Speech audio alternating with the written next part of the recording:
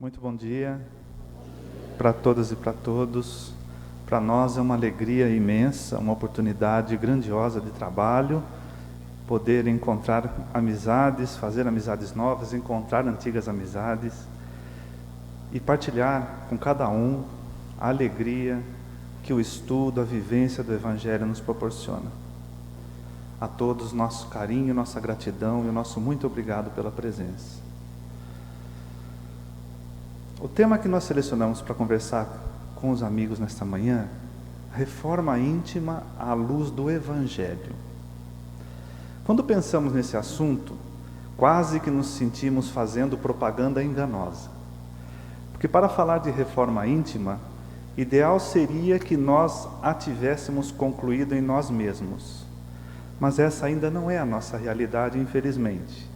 O que nos motiva a falar sobre reforma íntima, ou o que nos motivou a fazê-lo, é uma instrução do Espírito César Gonçalves, que está no livro Ceareiros de Volta, de Valdo Vieira, psicografada por Valdo Vieira, quando ele ainda atuava junto a Chico Xavier, em que ele diz assim: aguardar a perfeição para indicar o bem, impedir-nos-ia de fazê-lo, posto que por enquanto nenhum de nós é perfeito.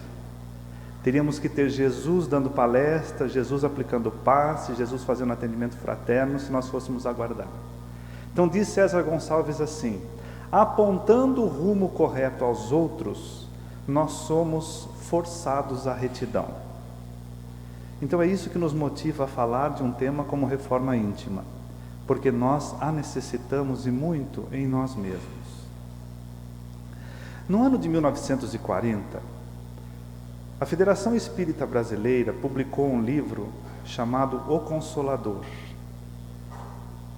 de autoria do benfeitor espiritual Emmanuel e psicografada por Chico Xavier. Esta obra surgiu de uma série de perguntas que os trabalhadores do Centro Espírita Luiz Gonzaga, de Pedro Leopoldo, cidade natal de Chico Xavier, endereçaram a Emmanuel. Eles e mais espiritistas de outros núcleos. E Emmanuel recebeu com muito carinho essas perguntas, classificou-as, catalogou-as, e aí surgiu o livro, dividido em ciência, filosofia e religião. E a nós nos chama muita atenção a questão de número 235 desse livro, em que os trabalhadores perguntam a Emmanuel: existe alguma outra fonte para a iluminação espiritual do ser humano, além daquela contida nos Evangelhos? E Emmanuel responde que sim, que há boas fontes para enobrecimento do caráter, através do estudo, do trabalho, mas que em matéria de iluminação espiritual, não existe nada que se compare à exemplificação de Jesus, no seu Evangelho de verdade e de vida. Notemos a ênfase que ele dá a palavra exemplificação, que antes de Jesus muitos mestres vieram, mas nem todos foram como ele, que conseguiram exemplificar tudo o que ensinavam. Jesus é diferente, tudo que ele ensinou, ele exemplificou, e nós não precisamos nos alongar muito nisso, basta que lancemos um pequeno olhar àquele que é um dos seus maiores sermões, que é o das bem-aventuranças. Se nós observarmos bem, aquelas 8 beatitudes narradas por Jesus no capítulo 5 do Evangelho de Mateus, em que ele diz: bem-aventurados os humildes, os aflitos, os mansos, os que têm fome e sede de justiça, os misericordiosos, os limpos de coração, os pacificadores e os perseguidos por amor ao reino dos céus, nós iremos constatar que esta relação de beatitudes representam especificamente a existência ou a encarnação de Jesus na terra, porque ele é o humilde, o que nasce pobre, primeira bem-aventurança. Podendo escolher nascer em Roma ou Atenas, centros proeminentes da humanidade à época, ele escolhe nascer em um vilarejo apagado na Palestina ocupada, em um lugar reservado para alimento de animais. Ele é o humilde, o pobre. Depois ele é o aflito, que desde cedo bebezinho precisa fugir da sanha dos seus perseguidores. Ele é o manso, que aguarda com mansidão e paciência João Batista iniciar o seu trabalho. Até deixa-se batizar para dar-se a conhecer ao povo, a fim de cumprir as profecias do Antigo Testamento que dele anunciavam a vinda. Na sequência, ele é o que tem fome e sede de justiça, e para saciar essa fome, começa a percorrer as regiões da Palestina, do Além-Jordão, e vai pregando a palavra para trazer aquele Deus soberanamente justo e bom, que Kardec irá confirmar em O Livro dos Espíritos. Depois ele é o misericordioso, que à medida que prega e ensina, ele atende, ele cura, ele consola, ele esclarece, ele conforta, ele alivia a dor, socorre o sofrimento. Ele é o misericordioso.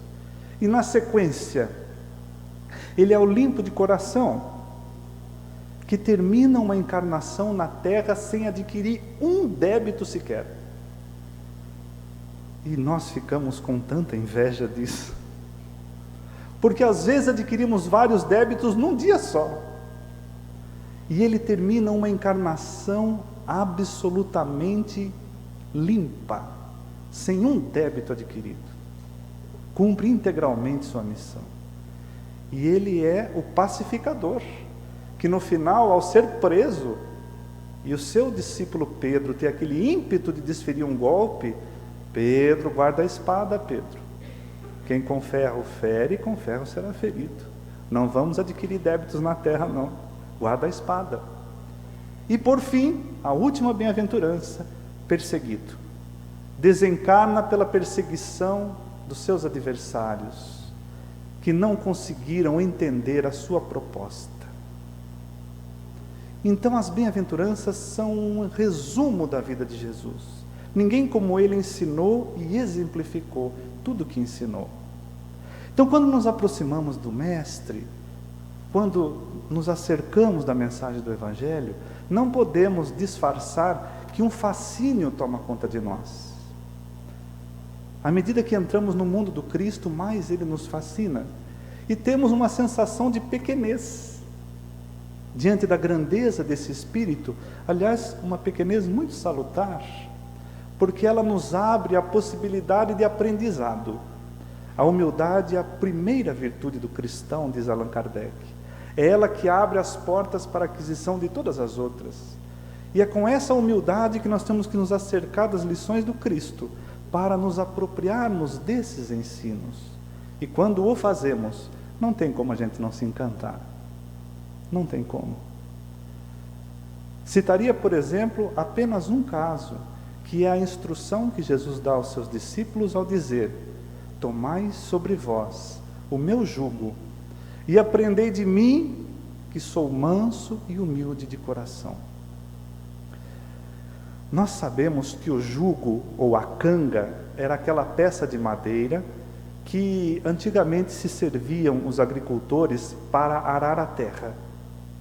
Era o arado de tração animal que, segundo se estima, surgiu com os sumérios. E os agricultores na época de Jesus se serviam desse arado de tração animal. Existia inclusive prescrição no livro Deuteronômio sobre como realizar o processo de atrelar os animais nesse jugo de madeira ou na canga. Você não podia, por exemplo, colocar um boi muito grande e um jumentinho. Tinham que ser dois animais de mesmo porte.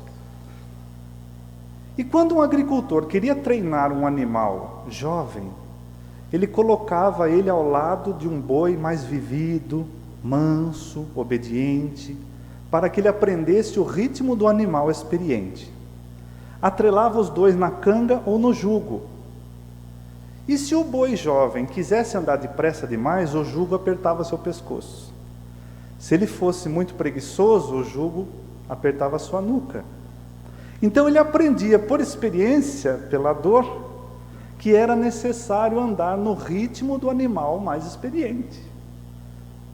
Quando Jesus contou essa parábola, as pessoas humildes que tinham uma forte identidade com a vida no campo, entenderam o que ele estava falando.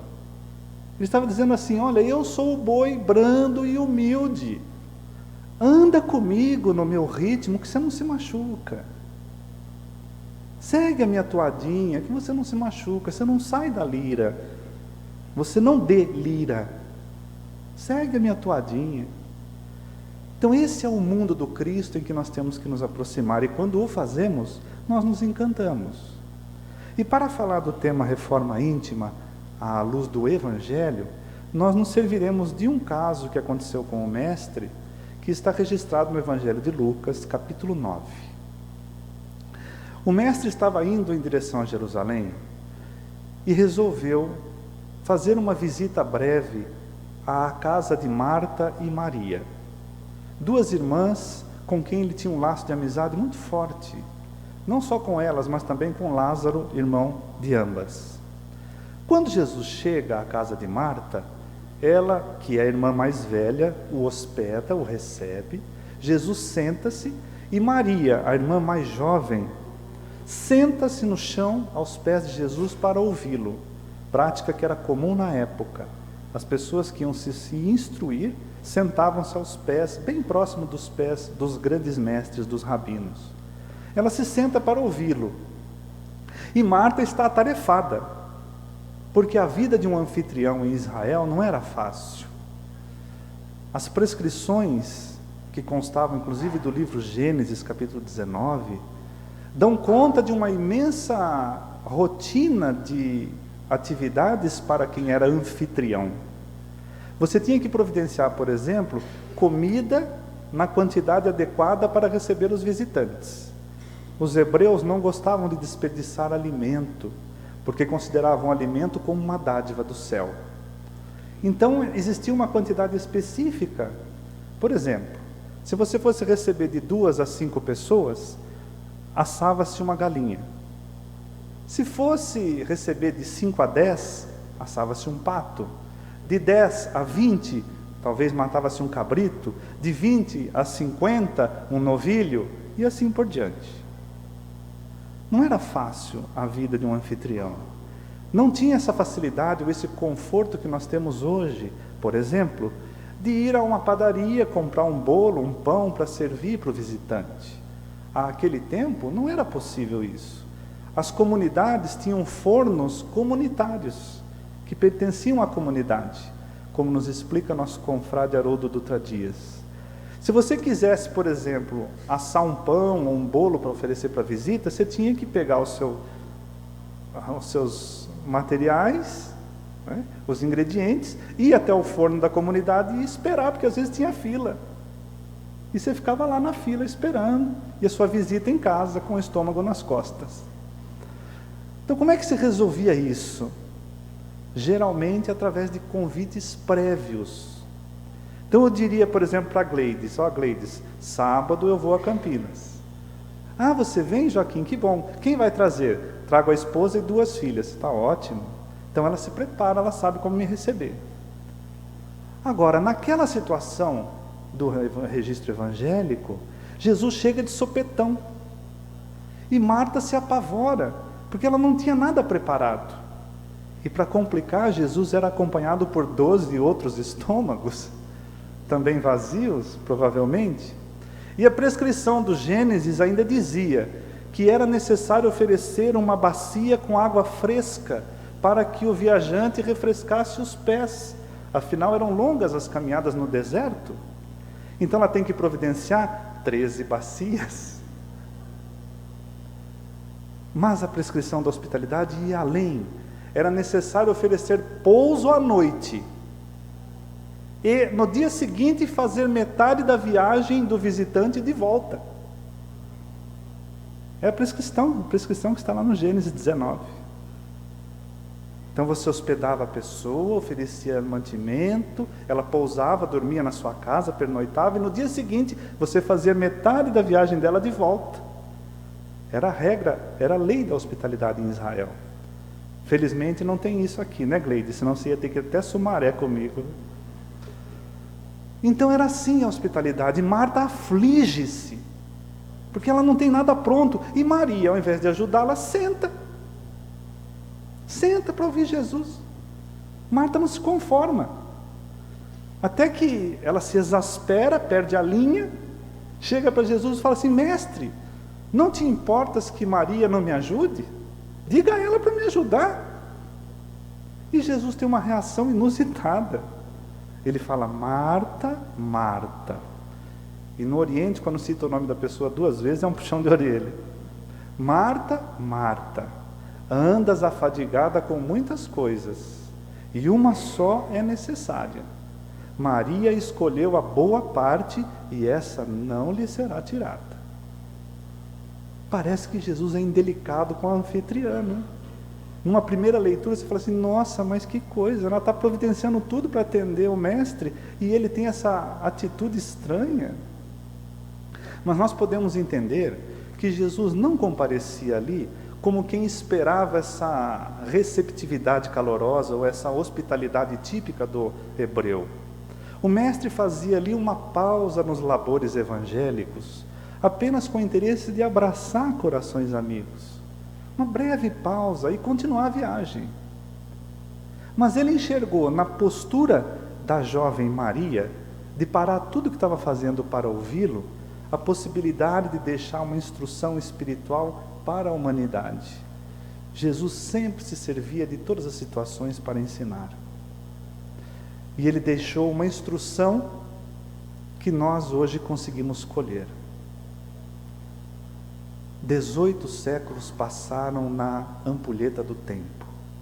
E Allan Kardec, ao escrever o Livro dos Espíritos, anotou que há no ser humano 3 coisas: o corpo ou o princípio material, a alma ou o princípio espiritual, e um liame, princípio intermediário entre o corpo e a alma, que nós chamamos de perispírito. Assim, todos nós, eu, você, todos nós, possuímos 2 naturezas. Pelo corpo, participamos da natureza dos animais, dos quais possuímos os instintos. E pela alma participamos da natureza dos espíritos. Muito bem. O saudoso professor José Martins Peralva, pegando uma carona nessa instrução kardeciana, escreve no ótimo livro Estudando o Evangelho, publicado pela Federação Espírita Brasileira, que Marta e Maria representam essas 2 naturezas. Marta simboliza as preocupações com as coisas materiais, e Maria simboliza as preocupações com as coisas espirituais. As 2 são respeitáveis, as 2. Porque eu tenho que cuidar da porção material da minha vida. Eu tenho que cuidar do meu corpo. Eu tenho que fazer exercícios físicos, tenho que cuidar da alimentação, tenho que ser um bom cidadão, tenho que cumprir com os meus deveres civis, as minhas obrigações, pagar meus impostos. Tenho que dar a César o que é de César. Essa é a porção material da vida. Mas, aqui que entra interessante viés do professor Martins Peralva. À medida que eu começo a me preocupar ou cuidar melhor da porção Maria, que é a porção espiritual, uma espécie de calma começa a tomar conta de mim, de dentro para fora, no trato com a porção Marta, no trato com as coisas materiais. E aí que a gente vê como o Evangelho é uma coisa atualíssima, porque existe uma síndrome de Marta tomando conta de nós. Pessoas até boas, generosas, mas que estamos inquietos com a parte material da vida, com a reforma da casa, com a troca do carro, com a estética física, com isso, com aquilo. E sem perceber, abrimos campo a desajustes psíquicos, emocionais e até físicos, por conta dessa inquietação, dessa síndrome de Marta avassaladora que toma conta de nós. E não é difícil nós percebermos a predominância da porção Marta sobre a porção Maria na nossa vida. Basta que a gente observe, por exemplo, numa reunião como essa, se a gente fica desesperado: nossa, não vejo a hora que esse trem acabe, porque quero ir para casa, quero fazer isso, quero fazer aquilo, tenho que ir ao shopping, tenho que fazer compras, tenho que parar. Ou quando a gente faz o Evangelho no lar, e aqueles minutos angustiantes, não acaba logo esse Evangelho, vai começar um filme daqui a pouco, está passando a novela, não sei o quê. É a porção Marta prevalecendo. Agora, vejam que coisa interessante é o estudo do Evangelho. Emmanuel, no prefácio do Caminho, Verdade e Vida, ele diz que cada passagem do Evangelho pode ser aproveitada. Às vezes uma letra, uma palavra, qualquer coisa. A maneira do colar de pérolas, cada uma tem o seu valor. Só que quando nós olhamos o Evangelho de conjunto, a gente também apreende coisas espetaculares. Porque o estudo do Evangelho é mais ou menos como você olhar uma floresta. Se você olha ela de alto, você abarca todo o conjunto da floresta. Você vê onde ela começa, onde ela termina, qual é o seu porte. E quando você desce ao nível do solo, você percebe detalhes das plantas, da fauna, da flora. Então, de qualquer jeito, a gente aprende. Ou você olha o Evangelho de um ponto, ou você olha ele de conjunto. E quando a gente olha essa passagem de Lucas de conjunto, como se estivéssemos olhando a floresta, a gente percebe que o evangelista Lucas parece brincar com a nossa imaginação. Porque ele coloca do lado da visita de Jesus a Marta e Maria, aquela que é uma das mais belas parábolas de Jesus, que é a parábola do bom samaritano. Que todos nós sabemos, não vamos entrar aqui, em detalhe para não atrapalhar a nossa reflexão. Mas é aquele caso de um jovem que sai de Jerusalém para Jericó, é assaltado no meio do caminho, fica ali já jogado no chão, passa um samaritano, um sacerdote, um levita, e depois um samaritano vem e o acolhe. Qual é o acento tônico da parábola do bom samaritano? O acento tônico é o amor ao próximo. E o acento tônico da visita de Jesus a Marta e Maria, qual é? É a da sensibilidade de Maria de parar tudo o que estava fazendo para ouvir Jesus. É o amor às coisas do alto. Então, quando a gente coloca essas duas passagens juntas, a gente enxerga a grande síntese de Jesus em Mateus 22, de amar ao próximo e amar a Deus. A forma como ele responde ao doutor da lei: qual é o grande mandamento da lei, Senhor? Amarás a Deus sobre todas as coisas e ao próximo qual a ti mesmo. Então não adianta eu só fazer para o próximo, eu preciso ter esse amor às coisas do alto, porque o cristianismo não é a religião do segundo mandamento, é a religião do primeiro também. Eu preciso amar a Deus, e amar a Deus é me espiritualizar, é buscar contato com as coisas do alto através de uma palestra, através de um estudo, de um seminário, de uma leitura, de uma reflexão, de uma meditação. Porque nem tudo é movimento, viu? Só movimento. É bonito a campanha da pizza, a campanha da sopa, a campanha para gestante, a distribuição de agasalho, tudo isso é importante. Mas a atividade espírita não é só atender ao outro. Eu preciso cuidar da minha porção Maria também. Como lembra Emmanuel, de movimento as regiões umbralinas estão lotadas. Está cheio de movimento. A questão é, o que é espiritualização nesse processo todo? A própria Casa do Caminho de Jerusalém, segundo consta, quase fechou suas portas porque só se preocupava com o atendimento aos necessitados, descuidou da pregação do Evangelho, segundo nos informam os estudiosos do assunto. Então nem tudo é só trabalho, eu preciso cuidar dessa porção Maria, porque se eu não cuido dela, eu começo a não enxergar sentido no que eu faço. Veja, por exemplo, um caso pitoresco que acontece em muitas das nossas casas espíritas. Aquele trabalhador que era um trator e de repente some. Você não vê mais ele. O que aconteceu com fulano ou com fulano? Não sei. Vamos perguntar, vamos ver o que está acontecendo. E aí a gente vai descobrir, existem muitos fatores que afastam o trabalhador, Problemas familiares, profissionais, de estudo, etc. Mas em muitos casos a pessoa se afasta porque diz que está cansada. Eu não estou dando mais conta, é muita tarefa, não dá. Não estou conseguindo mais. Não estou achando sentido no que eu estou fazendo. E ela se afasta. É porque desabasteceu essa porção Maria. Estava só na porção Marta, girando. E esqueceu de iluminar-se. Aí ela fica cansada. Na verdade, fica estressada. que esse é o termo que a gente poderia usar para substituir a fala de Jesus, Marta está afadigada. É um termo antigo, né? Vamos colocar assim, Marta está estressada. O professor Mário Sérgio Cortella, ao analisar a diferença entre cansaço e estresse, ele diz que o cansaço é o resultado de um esforço físico ou mental, e que depois a gente vai para casa, deita, repousa, no outro dia a gente está pronto para trabalhar. Esse é o cansaço. O estresse é diferente. Não adianta você ir para casa, repousar, descansar, que você continua estressado no outro dia. O estresse, diz o professor Cortella, é o resultado de um esforço do qual você não entende o sentido. O sentido.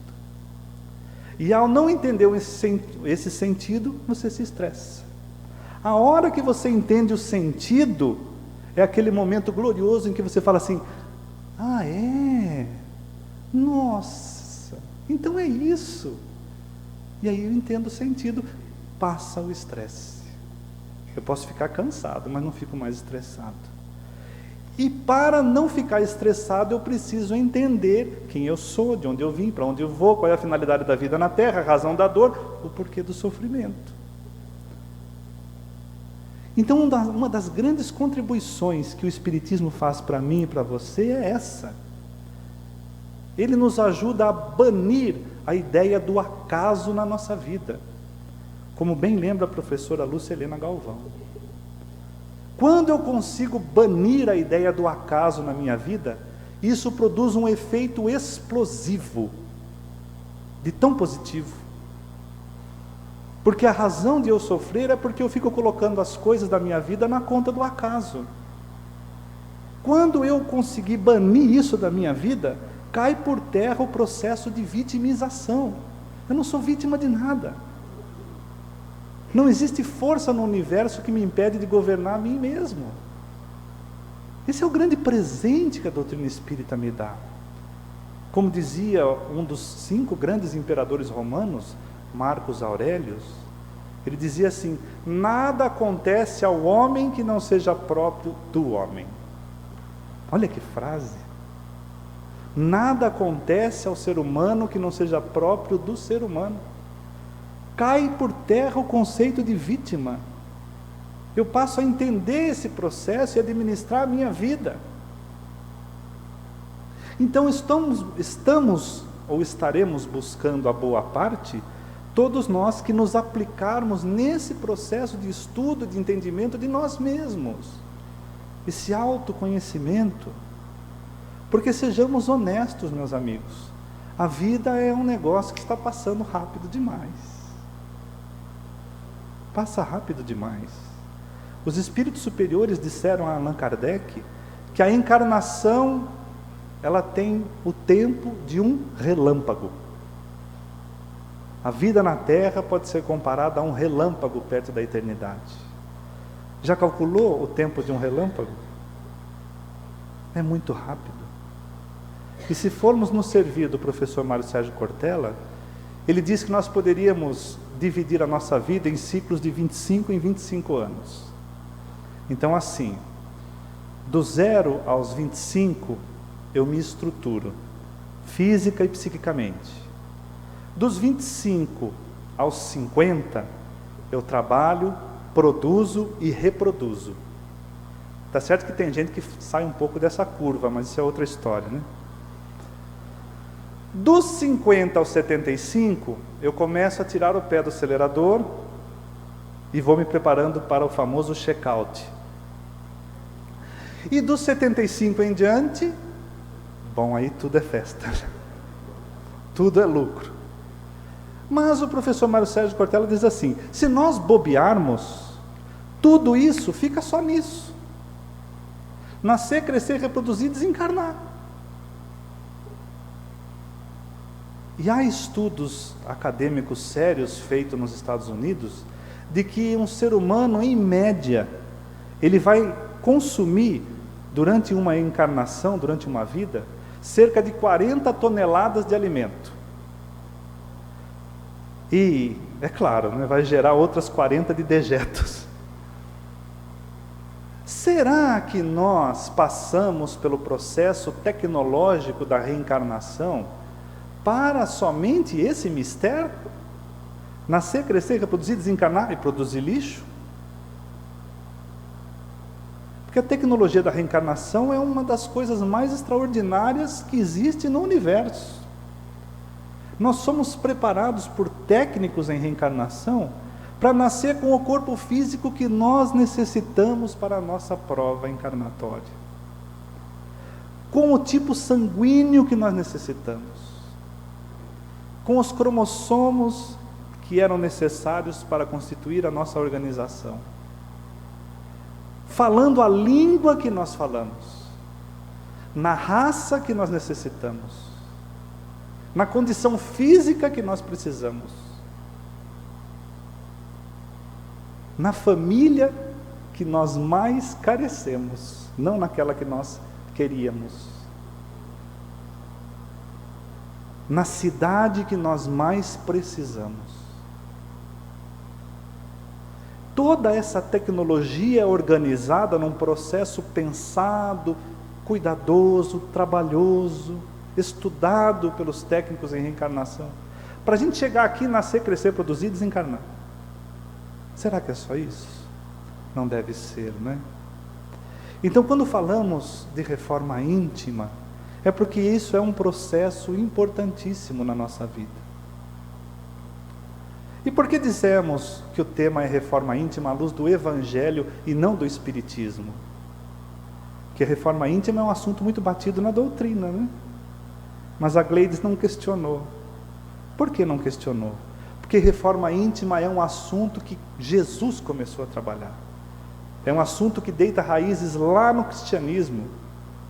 E se a gente olhar para essa passagem de Marta e Maria, nós vamos enxergar um simbolismo precioso. Porque Marta não é a irmã mais velha, lembram-se? Jesus visitando a irmã mais velha é a mesma coisa que o Evangelho visitando o lado velho do meu sentimento, para propor renovação. Renovação. Então, reforma íntima é assunto defendido lá atrás por Jesus. E entenderam muito bem isso seus primeiros seguidores, isso que é curioso. Paulo de Tarso, por exemplo, na sua carta aos cristãos de Corinto, primeira carta, ele vai dizer assim: em Cristo tudo se fez novo, as coisas velhas já passaram. Ou seja, para o cristão não deveria haver espaço para o erro, para a dúvida e para o medo em nossa vida. Isso tudo já passou. Embora exista, não deveria, mas ficou para trás. Deveria ficar para trás. Em Cristo tudo se fez novo, é uma vida nova. E Tiago, outro apóstolo, na sua única epístola, capítulo 4, ele vai dizer assim: limpai as mãos, vós que pecais, e de duplo ânimo purificai os vossos corações. Olha que coisa linda. As mãos remetem à nossa atividade, aquilo que a gente faz. Limpe-as. Seja limpo naquilo que você faz. E de duplo ânimo. Por quê? Porque reforma íntima é algo que exige ânimo redobrado. Agora vamos ser honestos, gente. Quando é que Jesus pregou um cristianismo água com açúcar, né? Quando é que Jesus pregou um cristianismo água com açúcar? Quando ele teve a ocasião de optar entre a manutenção do status quo vigente e a cruz, o que ele escolheu? Ele escolheu a cruz, não a acomodação. E nos deu 3 metas altíssimas, para que nós fôssemos sal da terra, luz do mundo e cidade sobre o monte. Essa última, particularmente, consideramos extremamente desafiadora, viu? Porque a cidade sobre o monte é aquela que todo mundo passa embaixo e vê. Não tem jeito de esconder uma cidade sobre o monte. O que significa? Que nós não conseguimos mais nos esconder dos olhos das testemunhas, encarnadas e desencarnadas, que nos assistem todos os dias. na fila do banco, na rua, no comércio, no trânsito. O tempo todo nós somos vistos. E se a pessoa nos conhece, ela fica só olhando assim, lá vai o espírita, deixa eu ver o que ele vai aprontar. Como nós somos vistos. Conhecemos um caso pitoresco de um confrade que pegou um ônibus circular, alguns já devem ter ouvido essa história, pegou um ônibus circular e o ônibus encheu rapidamente. E ao parar no próximo ponto, subiu uma senhora idosa e não tinha lugar para ela sentar. E aí esse nosso colega levantou-se imediatamente, cedeu o lugar para ela, ela veio, sentou e seguiram a viagem. Quando chegaram no ponto final, todo mundo desceu, ela desceu primeiro e ficou esperando o nosso amigo. A hora que ele desceu, ela foi cumprimentá-lo, para agradecer. Olha, muito obrigado de você ter cedido para mim a poltrona, a fim de eu poder viajar tranquilamente. E ele ficou questionando, mas como é que a senhora sabia que eu ia dar o lugar para a senhora? Ela falou, eu sabia que você ia dar o lugar para mim. Ele pensou, vai ver, é médium, né? Médium tem essas coisas esquisitas. Como é que a senhora sabia? Muito fácil. Eu vi o senhor fazendo uma palestra esses tempos atrás, no Centro Espírita X, falando sobre o respeito à terceira idade. Gente, se esse homem não levanta, já pensou? Não que o Espiritismo fosse cair por causa dele, porque se o Espiritismo dependesse dos espíritas, estava frito. Mas que macula a pureza da doutrina, a beleza da renovação moral, que deve ser objeto da nossa preocupação mais contundente, um pouco ela macula. Porque a pessoa ia falar assim, é um fanático a mais só. Vai lá fazer palestra no domingo e na segunda-feira comete um monte de besteira. Então nós precisamos nos preocupar com isso. Outro fato pitoresco aconteceu com um colega que foi fazer uma palestra no Centro Espírita, levou o filhinho de 7 anos, sentou ali na frente, do lado do presidente, fez a palestra, falou sobre o perdão, a tolerância e tal, muito bonita por sinal. E a hora que terminou a palestra, o presidente virou para o garoto e falou assim, e aí menino, gostou da palestra do seu pai? Ele falou assim, gostei, só que eu bem queria ter um pai assim, viu? Porque em casa não é assim. Em casa briga com a mamãe, chuta o cachorro, briga com o vizinho, não recebe o carteiro, não atende o telefone. Em casa não é assim, tio. Então isso é ser cidade sobre o monte. O tempo todo nós estamos sendo observados. Mas a beleza da doutrina espírita é a sua coerência, é o seu bom senso, é o senso racional e lógico, que nós vemos na questão número 800 do Livro dos Espíritos, que nos diz assim, conhece-se bem poucos homens, aqueles que acham que eles podem se modificar como que por encanto. A transformação somente com o tempo, gradual e progressivamente vai se operando, e necessárias se fazem várias gerações para se superar um vício talvez. Então olha a lógica e o bom senso da doutrina espírita, nos explicando que reforma íntima não é algo que a gente vai fazer numa única existência, que é algo gradativo, paulatino, que eu tenho que investir em mim gradativamente. Reforma íntima não é aquela coisa feita em que eu entro em guerra comigo mesmo. Está mais para um contrato harmônico com a minha consciência. Só que todo contrato possui cláusulas. Umas são mais amenas, outras são mais severas. E nesse contrato eu tenho que refletir no uso do tempo. A reforma íntima está mais para algo parecido assim com o movimento do nosso coração. Nosso coração pulsa, não é? Sem pressa, mas sem parar. Isso é reforma íntima. Sem angústia, mas sem parar de me preocupar com ela. Gradativo, contínuo. Então André Luiz e Emmanuel, num ótimo livro chamado Opinião Espírita, eles dizem que nós deveríamos fazer uma avaliação a cada 3 anos da nossa reforma íntima. Então é assim, eu vou olhar para 2015 ou de 2015 para cá. As minhas mãos estão mais abençoadoras nesses 3 anos? Eu estou um pouco mais calmo de 2015 para cá? Sabe aqueles momentos de cólera surda, tão conhecidos somente por mim, em que às vezes eu quero esganar fulano e seguro? Isso aí está um pouco mais espaçado nesses últimos 3 anos? Aquelas irritações que eu tenho no trânsito, de 2015 para cá, isso diminuiu um pouco? Eu estou conseguindo me segurar mais?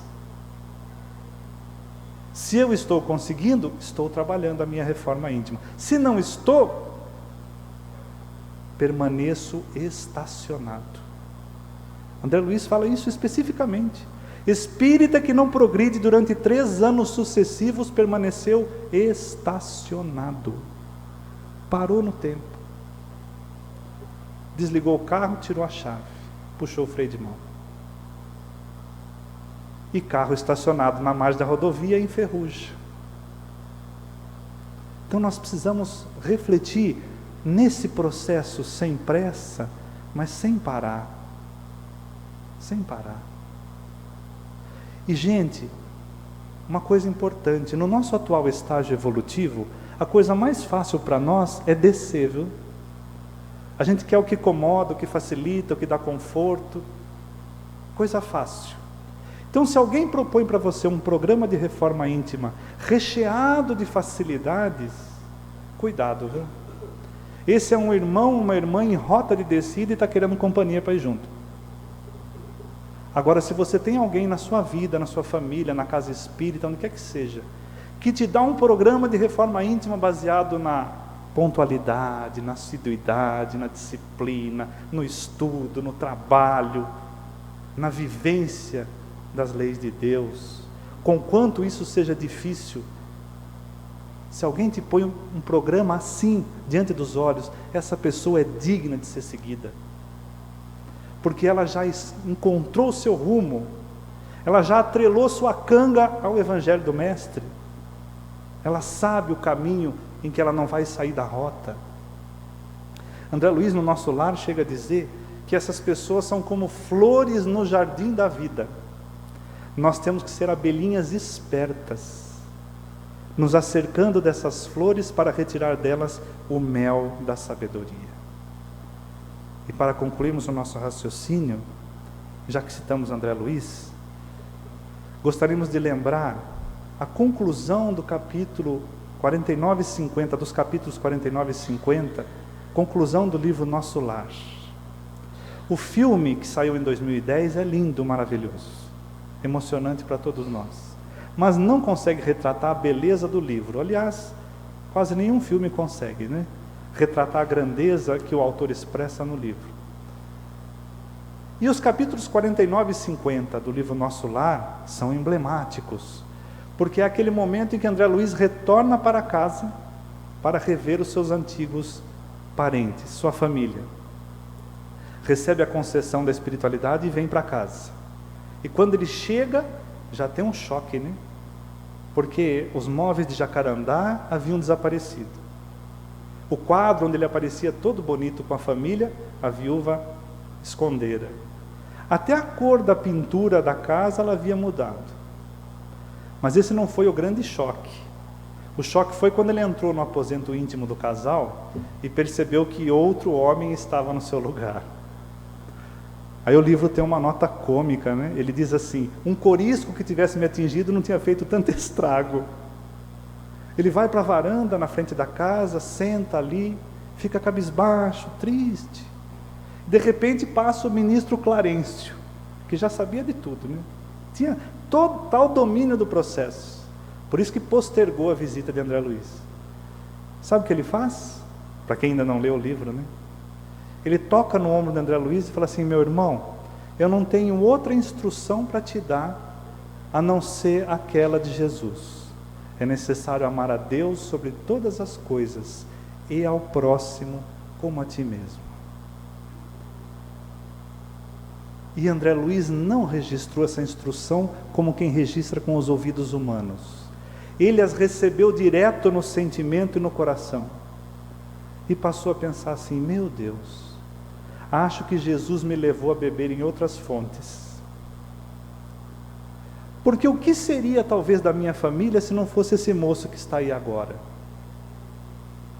Talvez ele está sendo o esteio da minha casa. E se fosse eu que tivesse ficado? Será que eu também não estaria com uma companheira? Será que meus filhos não estão recebendo ali um apoio nesse novo homem? E aí cai a ficha dele, ele fala assim, um momento belíssimo do livro, ele diz: a minha família não é mais Zélia e os 3 filhos. A minha família são as centenas de necessitados das câmaras de retificação de nosso lar, onde eu fui recebido como um filho por Clarencio, foi recebido como irmão por Lísias, por Tobias, por Narcisa. E aí ele resolve entrar no aposento para socorrer o irmão que estava vítima de entidades que vampirizavam suas energias. E ele não consegue ajudar. Não consegue. Ele entra em prece e fica 20 minutos em prece. Até que ele sente alguém tocar o seu ombro novamente, e a irmã Narcisa.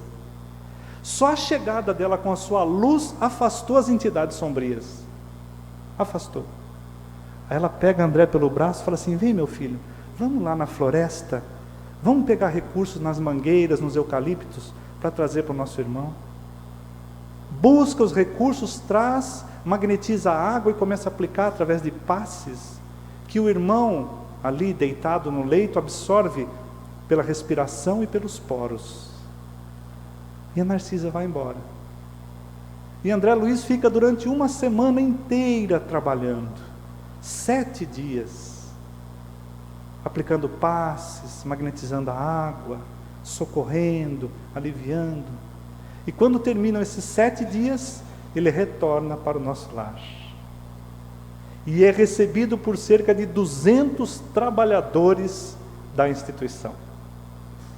No filme é meia dúzia de gato pingado que recebe ele, né? No livro, no capítulo 50, são 200 trabalhadores que recebem André Luiz. E ele chega dizendo, nesse momento no livro, no fechamento, né? Eu não me considerava merecedor de uma recepção tão magnânima, já que eu havia feito algo tão pequeno. Por que aquela recepção calorosa?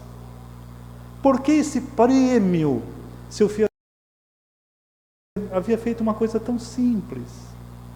E nós não temos como deixar de lembrar de quando Maria Madalena encontra-se com Jesus ressuscitado. Ele escolhe aparecer primeiro a Maria Madalena, que havia feito um dos melhores processos de reforma íntima do Evangelho, para premiar a sua postura. Quando seria de se esperar que Jesus aparecesse primeiro a sua mãe, a Pedro ou algum outro dos apóstolos? Não, ele aparece primeiro a Maria Madalena, como quer dizer que o prêmio da evangelização da nossa alma é um encontro pessoal com Jesus.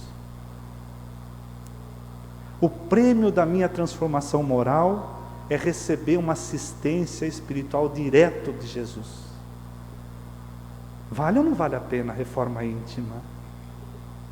Então André Luiz é recebido por 200 trabalhadores. 200. E Clarencio fala assim: você era pupilo de nosso lar, agora você é cidadão de nosso lar. Ele soube buscar a boa parte, aquela que não nos é tirada.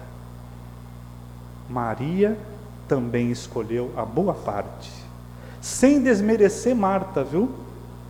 Porque é graças às Martas das casas espíritas que isso aqui está limpo, arejado, estamos aqui sentados confortavelmente, tudo iluminado com tecnologia. Foram as Martas que trabalharam, mas é preciso valorizar a boa parte, porque uma parte com Jesus, meus amigos, é melhor do que qualquer parte com qualquer coisa. Uma parte com Jesus é melhor do que qualquer parte com qualquer coisa. Temos que ir até o Mestre, como Ele nos convidou. Vinde a mim, porque Ele já vem, só falta a gente ir. Como bem registrou o Espírito Carmen Sinira, numa psicografia de Chico Xavier, em que ela diz assim, falando com um viajante, né? De onde vens, viajor triste e cansado? Venho da terra estéril da ilusão. E o que trazes? Trago a miséria do pecado, de alma ferida e morto o coração. Ah, quem me dera o conforto da esperança, quem me dera o consolo à desventura. Foi então que a fé, humilde e mansa, estendendo-lhe a mão, disse com profunda doçura: venha ao Mestre, que ampara os pobres e pequeninos, que conforta e esclarece os sofredores. Porque se no mundo uma flor tem 1000 espinhos, com Jesus, um espinho pode ter 1000 flores. Que o Senhor nos abençoe e nos guarde em sua paz. Vamos orar?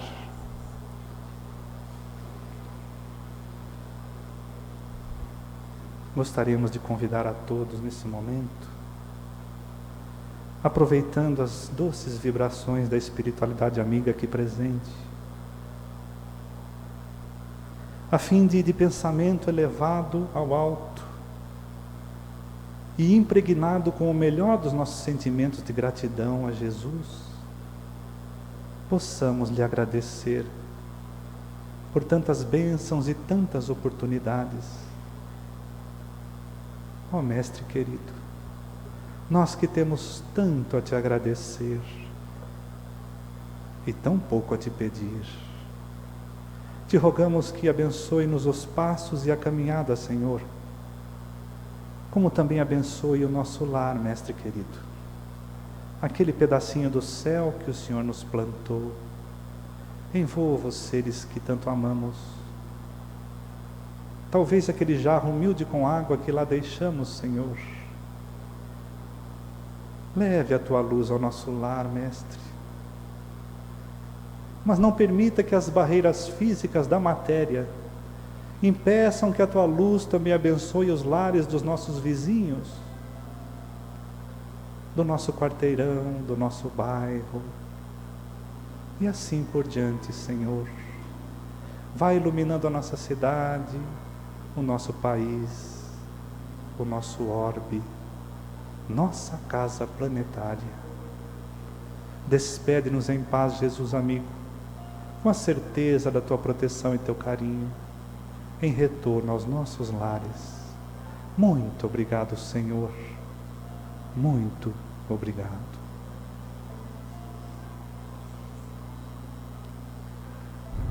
Muito obrigado a todos.